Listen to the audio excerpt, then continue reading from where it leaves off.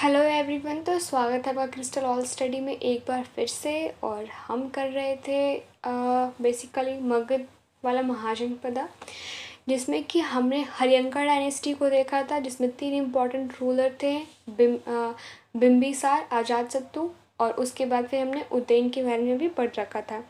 फिर हमने देखा शिशुनागा डायनेस्टी के बारे में। आफ्टर दैट जो नंदा डायनेस्टी है उसको भी देख रखा था। और जो हमारा आज का बेसिकली रहने वाला है वो है मॉडर्न पीरियड और मॉडर्न एम्पायर। सो इसमें अभी हम देखें कि इसमें क्या कुछ होता है और कैसे से होता है। तो इसमें इसका जो टाइम ड्यूरेशन है 322 BC से 185 BC तक का रहता है।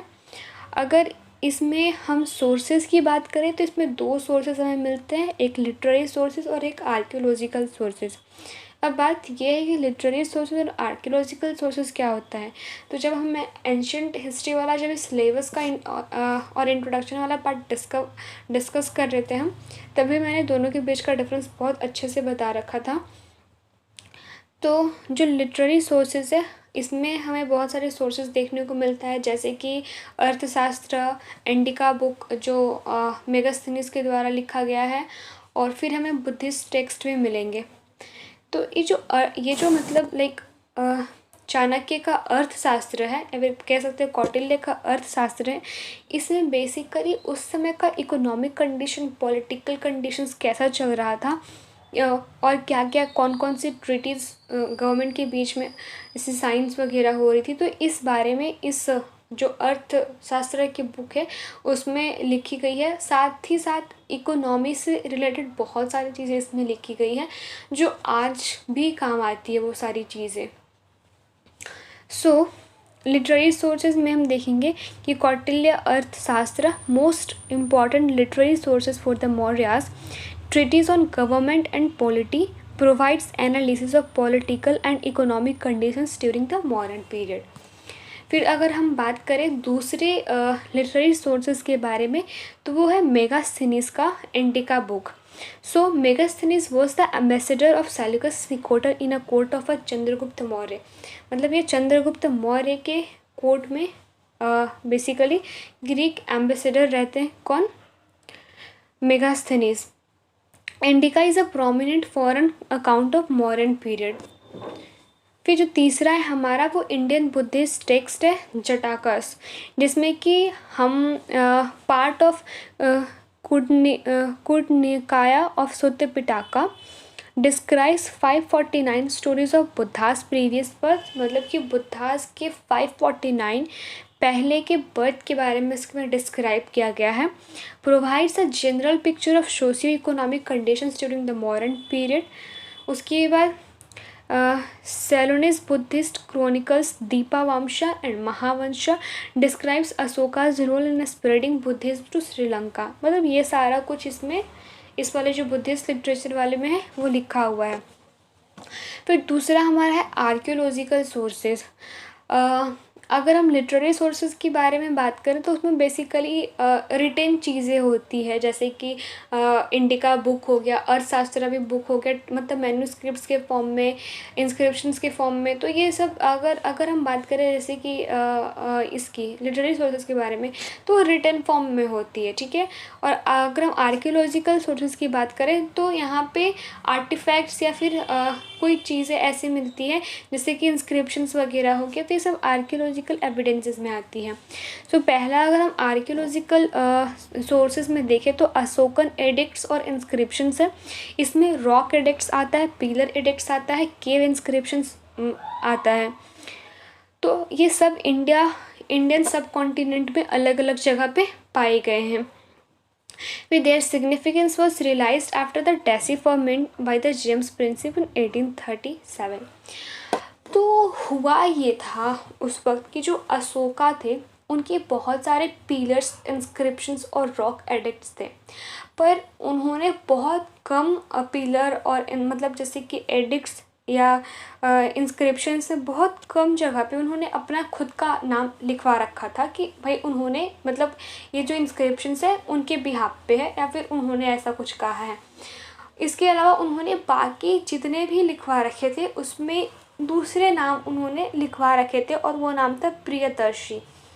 तो पहले पता नहीं था कि ये जो प्रियदर्शी है और ये जो अशोका है दोनों एक ही है। बट 1837 में जेम्स प्रिंसिप उसको काफ़ी डीपली स्टडी करते हैं और उसके बाद फिर वो बताते हैं कि जो प्रियदर्शी है कोई और नहीं बल्कि अशोका ही है। तो फिर हमें बहुत सारी ये एडिक्ट्स और इंस्क्रिप्शंस का भी पता चलता है। So most edicts serve as the Ashoka proclamation to a general public. A smaller group of edicts focuses on Ashoka's personal acceptance of Buddhism and his relationship with the Sangha.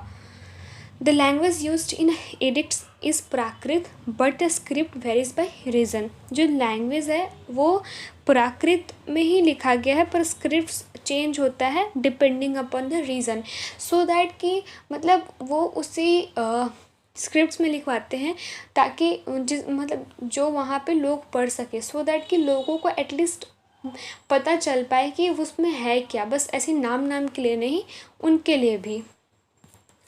Other inscriptions की अगर बात करें तो Junagadh rock inscriptions of Rudradaman, Sohgaura copper plate inscriptions in Gorakhpur district of UP. Sohgaura जो चंद्रगुप्त मौर्य के समय में एक बार ही फेमाइन आता है बंगाल वाला रीजन में, तो वहाँ पे लोग बहुत सारे भूख की वजह से मर रहे थे। तो उस वक्त ये जो सोहागुड़ा इंस्क्रिप्शंस है, कॉपर प्लेट वाला इंस्क्रिप्शंस, इसमें लिखा हुआ है उस फेमाइंस के बारे में। फिर बाद में चंद्रगुप्ता को रियलाइज़ होता है कि केवल कंसोलिडेशन ज़रूरी नहीं है, केवल लैंड को, एरिया को, या फिर कह सकते हैं कि महाजन पद वाले रीजन को केवल अनेक्स्ट करना, कैप्चर करना, उसको जीतना ये ज़रूरी नहीं है, बल्कि कंसोलिडेट करना बहुत ज़रूरी है। जब ही फेमाइंस की वजह से लोग मर रहे थे, खाने को कुछ नहीं था, तो उनको ये बात बहुत अच्छे से समझ में आ जाती है कि ये ज़रूरी नहीं है, ये ज़्यादा ज़रूरी है, कंसोलिडेट करना, लोगों का ख्याल रखना, ये बहुत ज़्यादा ज़रूरी है। तो बाद में वो क्या करते हैं कि जैनिज़्म में एक रिचुअल परफॉर्म होता है, फिर वो सब कुछ छोड़ के जैन सेक्ट को अपना लेते हैं और उसके बाद फिर एक रिचुअल परफॉर्म करते हैं जिसमें कि भूखा रहना पड़ता है, और फिर वो जो साल्वेशन है, वो जो भूखा रहने वाला प्रोसेस है, वो उसको परफॉर्म करते हैं, और उसके बाद फिर वो उनके लाइफ का अंतिम समय होता है, फिर उनकी डेथ हो जाती है बेसिकली उस समय के बाद। तो वो उसको परफॉर्म करते हैं और इससे मैसेज देना चाहते हैं लोगों को कि केवल कैप्चर करना, एनेक्स्ट करना ज़रूरी नहीं, बल्कि उसको कंसोलिडेट करना भी बहुत ज़्यादा ज़रूरी है। अगर हम प्रेजेंट डे के एग्जाम्पल से समझें तो केवल पढ़ते जाना और बस पढ़ते जाना ये ज़रूरी नहीं है, उसको रिवीजन करना और भी ज़्यादा ज़रूरी है।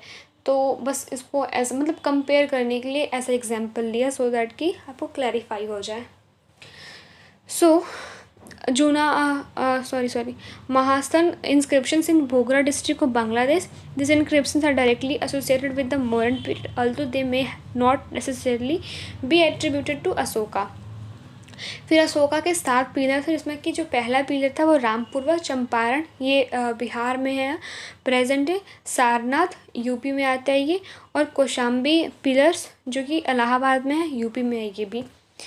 फिर हम अशोका के 14 मेजर रॉक एडिक्ट्स के बारे में भी पढ़ेंगे कि कौन कौन से इनके रॉक एडिक्ट्स थे। इनके 14 रॉक एडिक्ट्स से जो पहला वाला था इनका रॉक एडिक्ट्स, उसमें उन्होंने ये लिखा था कि जो एनिमल सेक्रीफाइसेस है इसको प्रोहिबिट करना है, एनिमल्स को बेसिकली मारना नहीं है, उनको भी ऐसे जीने का अधिकार है, तो उनकी किलिंग को प्रोहिबिट किया। और फेस्टिव गैदरिंग को, उनका मानना ये था कि जो जो शादी या फिर बर्थडे फंक्शंस वगैरह होता है उसमें बहुत सारे लोग इकट्ठा होते हैं, बहुत खर्चे वर्चे होते हैं, तो वेस्टफुल खर्चा नहीं करना है, फालतू का खर्चा कहीं पे भी नहीं करना है, खर्चा बस वहीं पे करो जहाँ पे ज़रूरत हो। तो उनका मानना ये था, इसलिए दोनों पे प्रोहिबिशन लगवा दिए। उसके बाद दूसरा है कि सोशल वेलफेयर के लिए मेजर्स लेना। फिर तीसरा है respect for the Brahmins and the priest, Brahmins का इनके जो ये मेजर रॉक एडिक्ट्स जो हैं जिसमें ये चीज़ों को लिखवा रखे हैं बेसिकली स्टेटमेंट को वो आज भी फॉलो किया जाता है और करना चाहिए, क्योंकि इसमें ऐसी बातें हैं जो आज भी मतलब अगर उसको अपने लाइफ में अपनाएं तो बहुत काम आने वाली है। तो इनका मानना ये था कि जो ब्राह्मण्स हैं वो उनका काम ही होता है दूसरों को ज्ञान प्रदान कराना, शिक्षा देना, तो इनकी रिस्पेक्ट हर किसी को करनी चाहिए। With courtesy of relatives and elders considerations for the animals. मतलब पहला वाला से थोड़ा मिलता जुलता है। Appointment of Dhamma Mahamatra officers of Dhamma and their duties. Dhamma Mahamatras को अपॉइंट करना और फिर इनको जगह जगह पे भेजना धम्मा के प्रचार के लिए। Need for tolerance among all religious sects. मतलब हर एक इंडिविजुअल के अंदर ये चीज़ होना चाहिए कि वो दूसरे रिलीजन की डिसरिस्पेक्ट ना करे, उनके बारे में कुछ गलत ना बोले, और अगर कोई बंदा अगर किसी दूसरे रिलीजन के बारे में कुछ बुरा बोलता है तो वो उस रिलीजन की तौहीन या डिसरिस्पेक्ट नहीं करता है, बल्कि वो अपने खुद की रिलीजन की डिसरिस्पेक्ट करता है। तो हमें कभी भी किसी भी दूसरे रिलीजन को डिसरिस्पेक्ट की तरह मतलब भावना से नहीं देखना चाहिए और उनके बारे में कुछ गलत नहीं बोलना चाहिए, और हमारे अंदर ये मतलब कैपेबिलिटी होना चाहिए कि हम उसको भी टॉलरेट कर सके। ऐसा नहीं कि भाई वो हमारे रिलीजन को फॉलो नहीं कर रहा है तो मतलब उसके लिए हमारे मन में ऐसे घृणा या फिर हेट ऐसा कुछ फैल रहा हो। एकदम न्यूट्रल रहना है। आठवां जो है वो ये system of a Dhamma Dhamma yatras tours to promotion of a Dhamma. Dhamma yatras करना है और धम्मा को धम्मा की पूरी एडवर्टाइजमेंट करनी है, बताना है उसके बारे में। Attack on meaningless ceremonies and rituals. फालतू का सेरेमनीज और कोई रिचुअल्स परफॉर्म नहीं करना। कन्क्वेस्ट थ्रू द धम्मा मतलब इंस्टेड ऑफ वॉर। कोई मतलब लड़ाई करने से अच्छा है कि धम्मा के थ्रू चीज़ों को जीतो। बेसिकली इनका जो है वो बिलीव है पीस में, वो बाद में आता है कलिंगा के वार के बाद। Explanation of a Dhamma policy 11 में धम्मा पॉलिसी के बारे में अच्छे से एक्सप्लेनेशन किया हुआ है। Origin of Mauryas. अगर मौर्याज के बारे में बात करें तो the Puranas describe them as Shudras and Mudrarakshasa of Vishakha Datta uses the term of Vrishala Kulahina of लोकलैंड। मतलब बेसिकली जो मौर्यन है उनको लोकलैंड से माना गया है। Classical writer such as Justin describe Chandragupta only as a man of a humble origin. Justin बताते हैं कि मतलब ऐसे इंसान हैं जो एक हम्बल ओरिजिन से आते हैं। The Junagadh rock inscriptions of Rudra दामन 150 AD indirectly suggest that the Chandragupta are believed to have belonged to a Maurya tribe and were considered to be the low caste, although the specific caste is not clear। मतलब basically इसमें ये बताया कि जो चंद्रगुप्त हैं वो एक tribal community से आते हैं और उस ट्राइबल कम्युनिटी का नाम है मौर्य ट्राइब, और ये जो ट्राइब है वो लो कास्ट से बिलोंग करती है, पर स्पेसिफिक कास्ट अभी भी अच्छे से ऐसा कुछ पता नहीं चला है। इन 305 BC Chandragupta Maurya defeated the Seleucus Nicator who surrender a vast territory including अरिया, एराकोशिया, गेड्रोसिया एंड पेरोपेनिसड, मतलब कि बेसिकली काबुल है, इन एक्सचेंज फॉर 500 एलिफेंट्स। तो सेलुकस निकोटर से इनकी वॉर होती है और फिर वो लाइक इनको डिफीट कर देते हैं और उसके बाद फिर ये सरेंडर कर देते हैं अपने आप को, सेलुकस। तीसरा the Hindu Kush mountain became the boundary between their states based on a treaty between the Chandragupta and Seleucus. Megasthenes a great ambassador was sent to a court of Chandragupta Maurya by the Seleucus Nicator. तो बाद में चंद्रगुप्त मौर्य के court में मेगास्थनीज को भेजा जाता है as a Greek ambassador के रूप में, और ये जो मेगास्थनीज है लगभग 7 साल तक यहाँ पे इनके कोर्ट में रहते, चीज़ों को नोटिस करते, समझते हैं, और उसके बाद फिर वो एक बुक लिखते हैं, उसका नाम रहता है इंडिका, जिसमें कि हमने वो पढ़ रखी थी लिटरेरी सोर्सेज में, और फिर वो रहने के बाद फिर चले जाते हैं 7 साल के बाद। Chandragupta Maurya embarrassed Jainism and went to Chandragiri हिल इन श्रवण बेलागोल। तो वही बात है कि जब भी वो फेमाइंस का सबक चल रहा था फिर उसके बाद वो जैनिज्म को अपना लेते हैं और फिर चले जाते हैं सबको छोड़कर। Karnataka with the Bhadra Bhadra Bhadrabahu, where he died through slow starvation known as the kaya klesha और सलेखान। तो वही है कि वो धीरे धीरे मतलब स्टारवेशन करते हैं और खाना पीना सब कुछ छोड़ देते हैं, अन्न को त्याग देते हैं, और फिर वो मतलब कि ये जो रिचुअल्स है जैनिज्म में इसको सालेकन कहते हैं, और इसको परफॉर्म करते हैं और उनकी डेथ हो जाती है उसके बाद।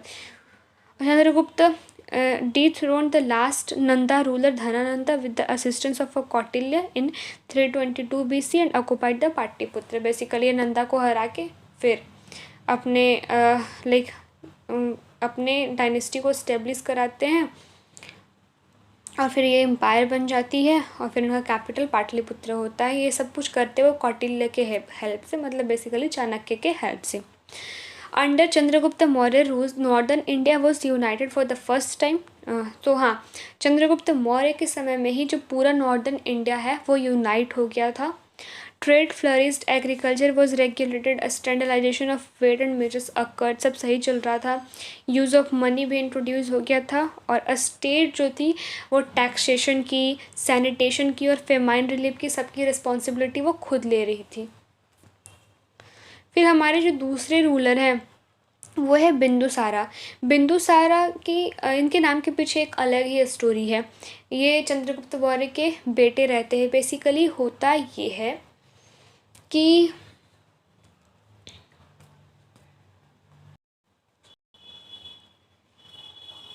हाँ, तो इनके नाम के पीछे एक अलग ही स्टोरी है। बिंदुसार के नाम के पीछे होता ये है कि जैसे कि चंद्रगुप्त है, उनको स्मॉल अमाउंट में पोइजन ये चाणक्य देते रहते हैं, सो दैट कि उनकी इम्यूनिटी ऐसी हो जाए कि कभी इन केस फ्यूचर में उनको कोई जहर दे के मारने की कोशिश करे तो भी मतलब उन पे असर ना हो। तो वो पहले थोड़ा अमाउंट में, फिर थोड़ा ज़्यादा अमाउंट में दे के उनको ऐसे खाने के रूप में रोज़ देते थे, सो दैट कि वो आगे ऐसा कुछ हो तो वो झेल पाए। तो एक बार क्या हुआ, जब चंद्रगुप्त की वाइफ प्रेग्नेंट थी और बिंदुसारे उनके पेट पे थे, तो फिर वो एक बारी खाना खा रही थी, मतलब दोनों खाना खा रहे थे साथ में बैठकर, चंद्रगुप्त और उनकी वाइफ।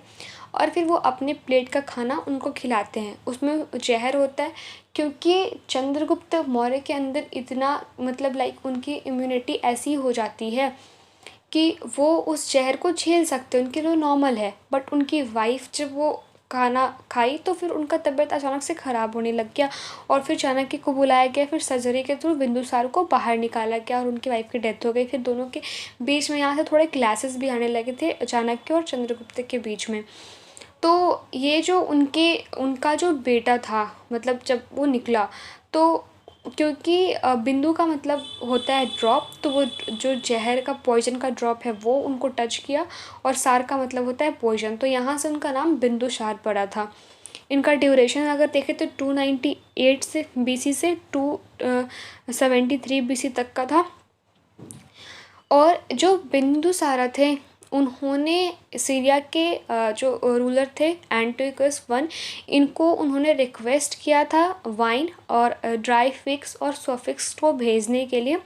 सोफिस्ट जो बेसिकली फ़िलासफ़र होते, मतलब सोफिस्ट का मतलब होता है फ़िलासफ़र, उनको भेजने के लिए वो जो ड्राई फिक्स है और वाइन है वो भेजते हैं, सोफिस्ट को नहीं भेजते हैं। और फिर माना जाता है कि जो बिंदुसार थे वो जो पेनिनसुला वाला रीजन थे उनको कन्क्वेट कर लेते हैं।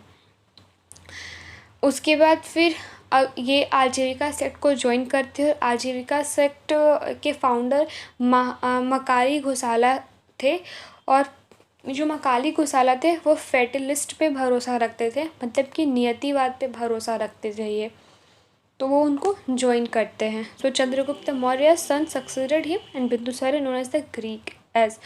तो बात वही है कि मतलब ये डेक्कन वाले रीजन को से लेके पूरा मैसूर वाले रीजन तक को ये एनेक्स्ट करते हैं। बिंदुसारा रिक्वेस्टेड एंटविक, अच्छा वही है वाइल एंड ओके। फिर हम अशोका के बारे में पढ़ेंगे। जो अशोका होते हैं वो बिंदुसार के बेटे होते हैं, और ये आगे चल के फिर कलिंगा का वॉर जीतते हैं, विक्ट्री करते हैं, पर बहुत सारे लोगों की डेथ भी हो जाती है। फिर वो प्रण लेते हैं कि आज के बाद वो कभी भी ऐसे वॉर नहीं करेंगे, और वो शांति के साथ रहेंगे, धम्म को अपनाएंगे, धम्म की प्रचार करेंगे और इसके बाद वो पीसफुल लाइफ जीना पसंद करेंगे। तो इन्होंने थर्स्ट बुद्धिस्ट काउंसिल भी रखी थी, जिसमें कि इन्होंने लाइक बुद्धिस्ट को मतलब कि धम्मा के प्रचार के बारे में बात किया था और बहुत कुछ इसको मतलब लाइक प्रोपोगेट कराने के बारे में, और फिर धम्मा महामंतास को भी भेजा था अलग अलग जगह पे। So Ashoka the son of Bindusara was named after his mother's joyous explanation at his birth. Now I am Ashoka, meaning without sorrow। मतलब कि अशोका का मतलब होता है without sorrow.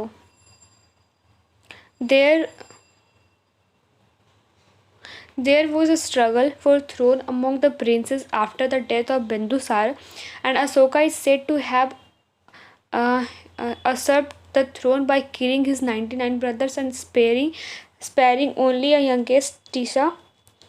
Rakha Gupta, a minister of Bindusar, aided him in this fratricidal struggle.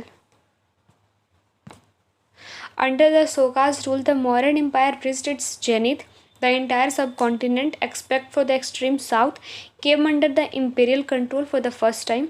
Ashoka's left inscriptions throughout his empire, known as the Ashoka's edicts, which were engraved on pillars, rocks, and caves walls. These edicts contain the Ashoka's teaching, policies, and messages for the social welfare. तो basically क्या कह रहे हैं कि अशोका के पूरे time में बहुत सारे लाइक इसके इंस्क्रिप्शंस, इसके एडिक्ट्स बहुत सारे आए थे और इसमें इसकी टीचिंग्स, इसके पॉलिसीज़ के बारे में और मैसेजेस सोशल वेलफेयर के बारे में लिखी हुई थी। The Kalinga war took place in 261 BC, 9 years after the Ashoka coronations. मतलब brutality of this war deeply affected the Ashoka, leading him abandon the policy of physical occupation and adopt a policy of cultural conquest. He replace the policy of terror Bherighosha with the policy of righteousness, मतलब कि धम्म घोषा। Basically Ashoka जब भी कलिंगा का war victory किया था तो इतना ज़्यादा वहाँ पे खून खराबा हुआ था कि उसको देखने के बाद फिर वो प्रण लेते हैं कि मैं आज के बाद इसके साथ नहीं जाऊँगा, मैं दूसरा रास्ता अपनाऊँगा, मैं धम्म के रास्ते पे चलूँगा और शांति से लाइक रूल करूँगा, लोगों के वेलफेयर के बारे में सोचूँगा, अच्छी काम करूँगा। बहुत सारे जो पिलर और रॉक इंस्क्रिप्शंस है उसके थ्रू भी मैसेजेस देखने की कोशिश की थी। He sent also missionaries to Ceylon, मतलब कि Sri Lanka, Swarna Bhumi, Burma and the parts of South East Asia, मतलब अलग अलग जगह पे। जैसे कि आज हम देखते हैं कि बहुत सारा जो साउथ ईस्ट एशिया है उसे बहुत सारा बुद्धिस्ट रिलीजन को फॉलो करते हैं, तो वो सब अशोका का देन ही है, क्योंकि अशोका बहुत सारे मिशनरीज़ को इसके प्रचार के लिए भेजते हैं। अशोका's धम्मा विच encompassed moral principles and social order was not a sectarian faith. It emphasized obedience to parents, respect for Brahmins and Buddhist monks, and compassion towards the slaves and servants. It aimed to promote the good।